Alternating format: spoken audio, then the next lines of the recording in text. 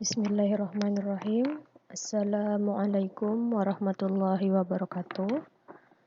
Bertemu lagi dengan Ibu dalam mata pelajaran fikih semester 2, materi tentang makanan dan minuman. Minggu lalu, kita sudah membahas tentang makanan dan minuman yang halal dan yang haram, dan akibat buruk yang ditimbulkan jika tidak mengindahkan halal dan haram. Ibu harap materi minggu lalu sudah kalian pelajari dan kalian pahami. Pekan ini kita akan membahas tentang hikmah adanya halal dan haram dalam makanan dan minuman, serta tentang binatang yang halal dan yang haram. Yang pertama, hikmah adanya halal dan haram dalam makanan dan minuman. Ajaran Islam telah memberikan ketentuan makanan dan minuman yang halal serta yang haram. Adanya ketentuan ini pasti memiliki hikmah bagi kehidupan umat Islam. Di antara hikmah adanya halal dan haram dalam makanan dan minuman antara lain yang pertama, umat Islam dapat memilih makanan yang halal dan meninggalkan yang haram. Hikmah yang kedua, umat Islam dapat hidup sehat, baik sehat rohani maupun sehat jasmani. Dan hikmah yang terakhir adalah umat Islam yang dapat menjaga makanan, lebih tenang hidupnya di tengah-tengah masyarakat. Tidak ada kekhawatiran dan ketakutan, bahkan disenangi oleh banyak orang. Materi yang kedua adalah tentang binatang yang halal. Binatang yang halal maksudnya ialah binatang yang diperbolehkan bagi umat Islam untuk memakannya. Binatang yang halal ini dapat digolongkan menjadi dua bagian. Yang pertama, binatang yang hidup di darat. Yang kedua, binatang yang hidup di air. Ya. Yang pertama kita bahas binatang yang hidup di darat.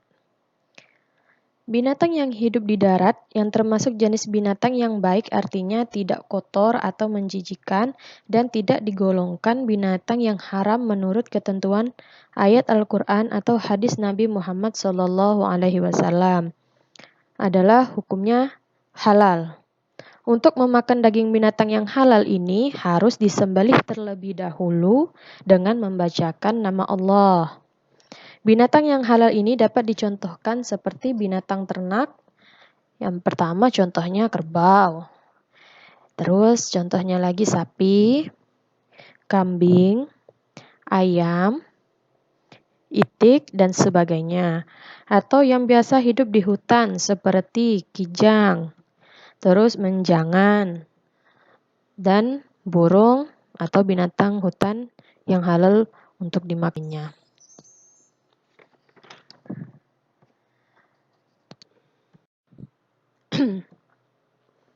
Dalil yang menunjukkan kehalalan binatang yang hidup di darat ini ada 4. Yang pertama terdapat dalam Quran surah Al-Maidah ayat 1. A'udzubillahi minasyaitonirrajim. Bismillahirrahmanirrahim. Uhillat lakum bahimatul an'am, yang artinya hewan ternak dihalalkan bagimu. Nah, ini sudah jelas bahwa hewan ternak halal untuk dimakan sesuai dalam Quran surah Al-Maidah ayat 1. Yang kedua, dasar dalil yang menunjukkan kehalalan binatang yang hidup di darat yang kedua adalah dalam Quran surah Al-A'raf ayat 157 yang artinya, dan yang menghalalkan segala yang baik bagi mereka dan mengharamkan segala yang buruk bagi mereka. Yang ketiga, terdapat dalam Quran surah An-Nahl ayat 115. A'udzubillahi minasyaitonirrajim. Bismillahirrahmanirrahim. Innama harrama 'alaikumul maitata waddama wa lahmal khinzir wa ma uhilla li ghairillahi bih famanitturra ghaira baghi wa la 'adin fa innallaha ghafurur rahim.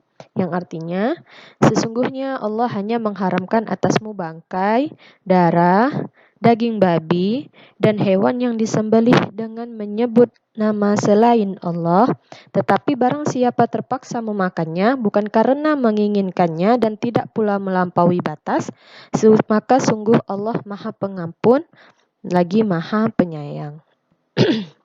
Dalil yang keempat adalah berdasarkan dari hadis Nabi Shallallahu Alaihi Wasallam, Jabirin adinan Nabi Shallallahu Alaihi Wasallam fi luhumil khayli. Dari Jabir radhiyallahu an, Nabi Shallallahu Alaihi Wasallam telah mengizinkan makan daging kuda. Hadis riwayat Bukhari dan Muslim. Yang kedua, binatang yang hidup di air.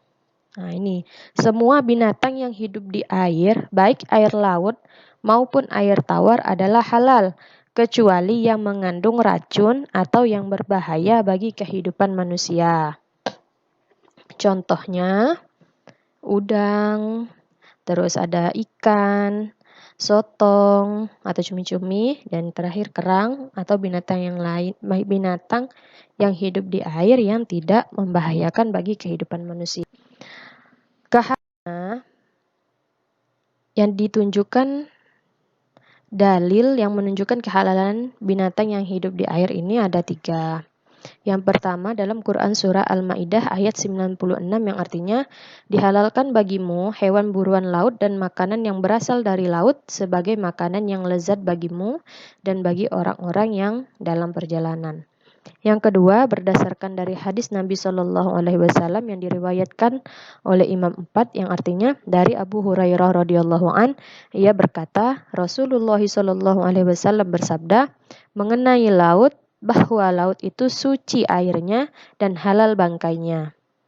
Yang ketiga juga berasal dari hadis Nabi Shallallahu Alaihi Wasallam yang diriwayatkan oleh Daruqutni yang artinya dihalalkan bagi kita makan 2 macam bangkai dan 2 macam darah, yaitu bangkai ikan dan bangkai belalang, serta 2 darah ialah hati dan limpa. Materi selanjutnya adalah tentang binatang yang haram. Binatang yang haram dagingnya dapat dibagi menjadi 6 bagian. Yang pertama, bangkai, darah, daging babi, binatang yang disembelih dengan nama selain Allah, dan sekalian binatang yang tersebut di dalam firman Allah pada Quran surah Al-Maidah ayat 3 yang artinya diharamkan bagimu memakan bangkai, darah, daging babi, dan daging hewan yang disembelih bukan atas nama selain Allah, yang tercekik, yang dipukul, yang jatuh, yang ditanduk, dan yang diterkam binatang buas, kecuali yang sempat kamu sembelih, dan diharamkan pula yang disembelih untuk berhala. Yang kedua, semua binatang yang dapat hidup dan tahan lama di 2 tempat, yaitu di darat dan di air, seperti buaya, penyu, katak, kepiting, dan sebagainya. Hal ini dinyatakan dalam hadis yang diriwayatkan oleh Ahmad dan disahkan oleh Hakim yang artinya dari Abdurrahman bin Utsman Al-Qurashi radhiyallahu an, sesungguhnya seorang tabib telah bertanya kepada Rasulullah sallallahu alaihi wasallam tentang katak yang dijadikan obat. Maka Rasulullah sallallahu alaihi wasallam telah melarang membunuhnya. Yang ketiga, semua binatang yang bertaring kuat seperti harimau, serigala, anjing, kucing, kera, dan sebagainya.